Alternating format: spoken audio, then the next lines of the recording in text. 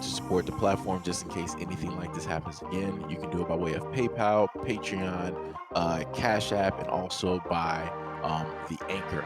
And you can also further support the platform by way of going to the Teespring store or the shoe store that is located in the comment section below.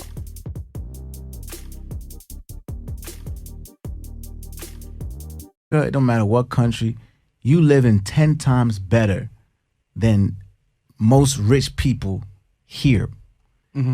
There's wealthy there and there's rich here. There's a big difference. Yeah. You know what I'm saying? So for me, experiencing that and seeing that, and then just the style, the swag, everything has been stolen from there. Tell me he didn't just say that. Come on, talk You your know what I'm shit, man. saying? So I think everybody just needs to know that they need to go home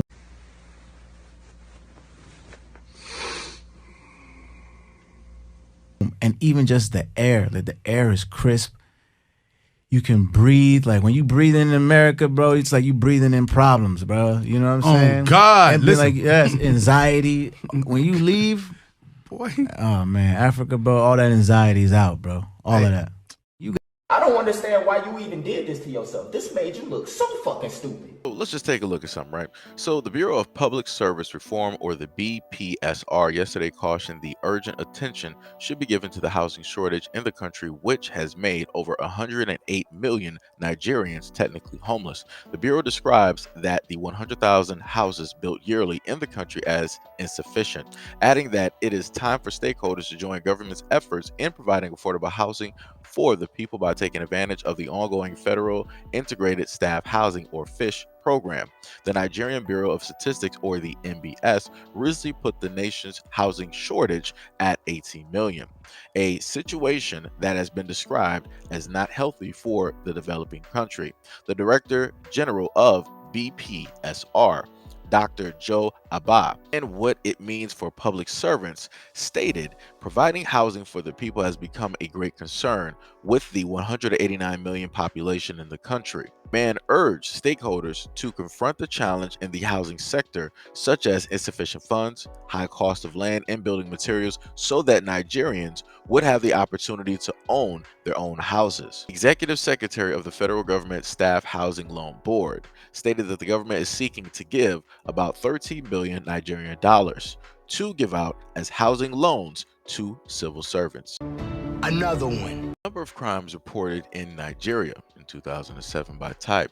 About 135,000 crimes were reported in Nigeria in the course of 2017. The largest number of cases were related to property crimes, which accounted for almost 70,000 of the overall cases. More than 50,000 reports concerned offenses against persons. Another one. Of crimes in Nigeria 2017 by state. In 2017, the largest number of crimes in Nigeria were recorded in Lagos State. In that said year, Lagos registered about 50,000 crimes, by far the highest figure in the country.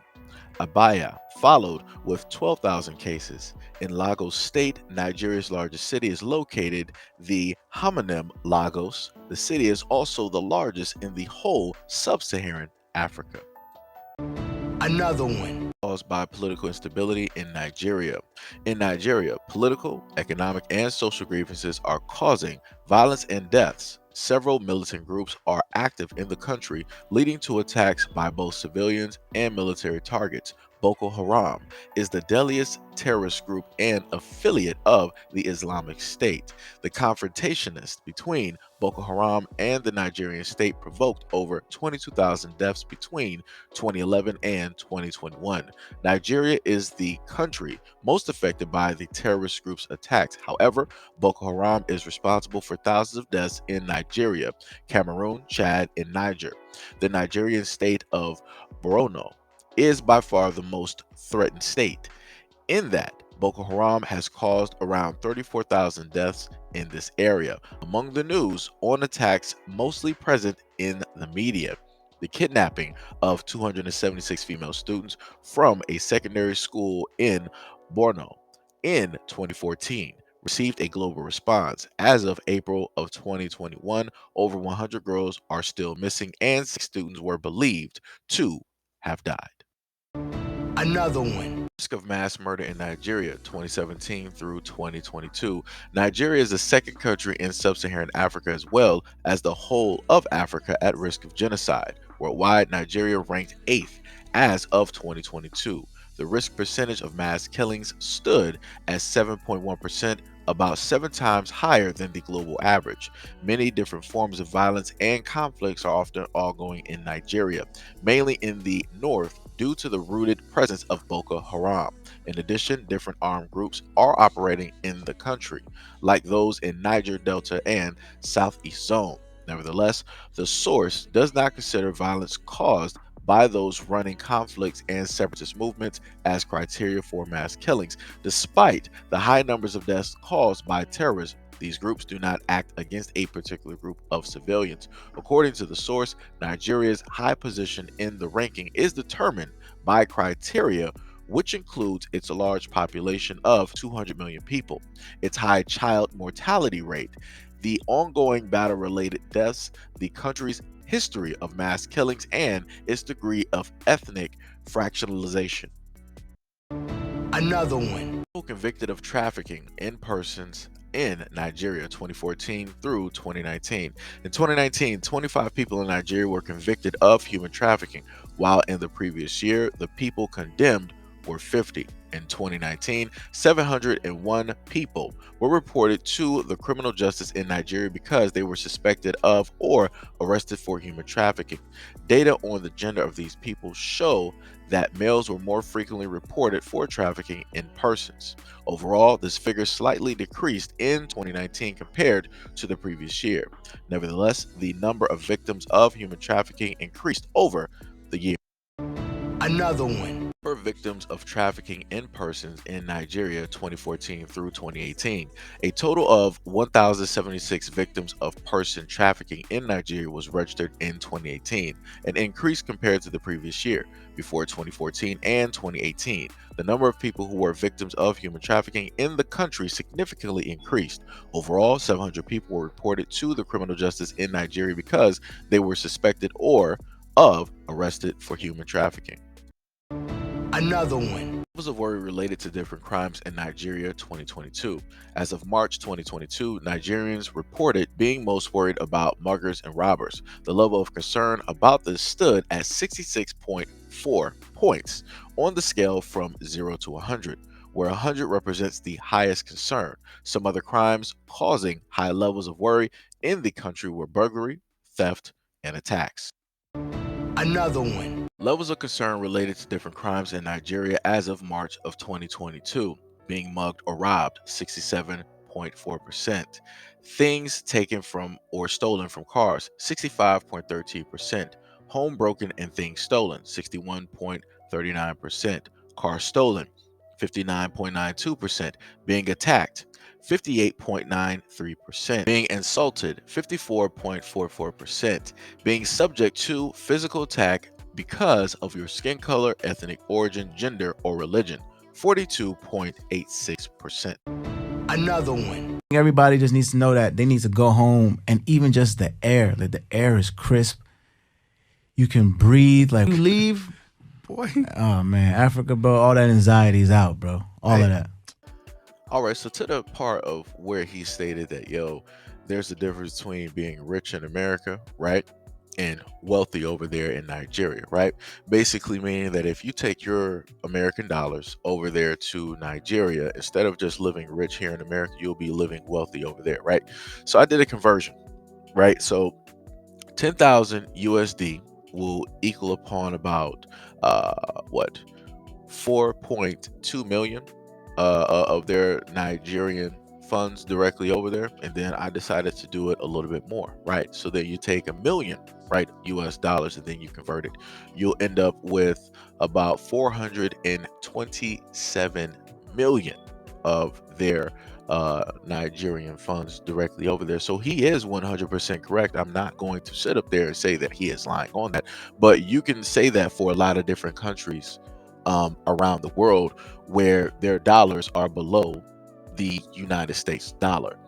So, but my thing is, why are you trying to get Black Americans to go directly over there to Nigeria if you're directly running from Nigeria?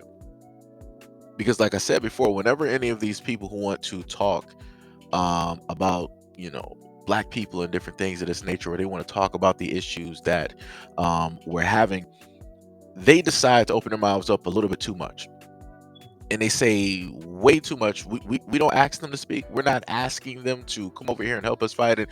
We're not asking any of them to do that, right? If you want to come over here, mind your business, do what you want to sit up there and do, and don't speak on any of our issues or our problems unless we specifically ask you, right, for your help or for you to speak or to represent us or different things of that nature. If we're not asking you to do any of these things, then you realistically need to mind your business. If I'm over there in an African country, right, I'm, in a sense, for all intents and purposes, I'm going to mind my business. Now, if people there ask of me and they're like, yo, we know that you're from America and you guys go through this, that, and the third, whatnot, or whatever, I was wondering if you would say something or, different things, and then that's different, right? Then that partnership would take place, and the things that they ask of me, I would just walk that line, right? I would stay directly in that square. So no more or no less until, people say like, hey, all right, that's too much.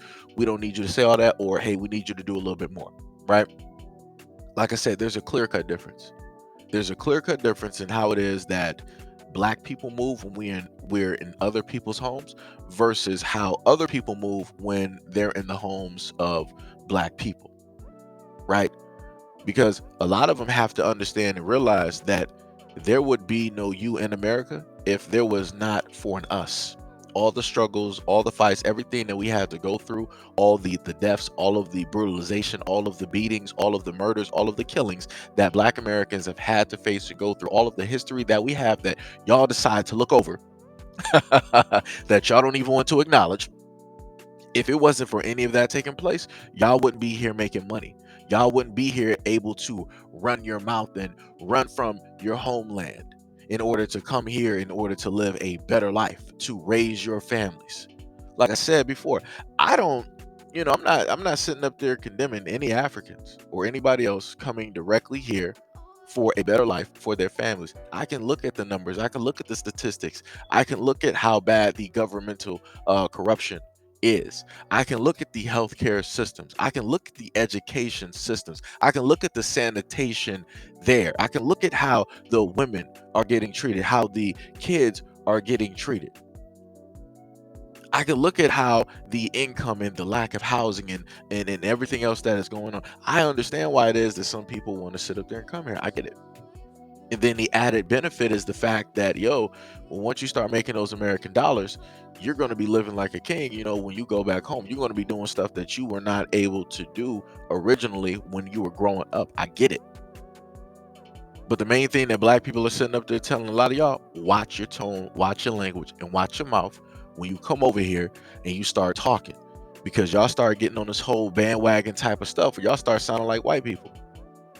We all want to sit up there and say what we should and shouldn't be doing and pointing fingers and all this other. You just got here. I need you to relax and sit in the corner where you are. Just make your money, take care of your family, right? Grow your wealth up so that in hopes, because in my mind, I'm thinking that, all right, if you're basically leaving Nigeria and you're coming over here to make money, my thing is, I'm thinking that you're going to be sending money back home in order to help out your neighborhood or your village or your town or wherever you came from. I'm thinking that you're sending money back there to help those people out, because all of your money, those American dollars that you're getting when you convert that stuff, that can do a lot for those people there, right?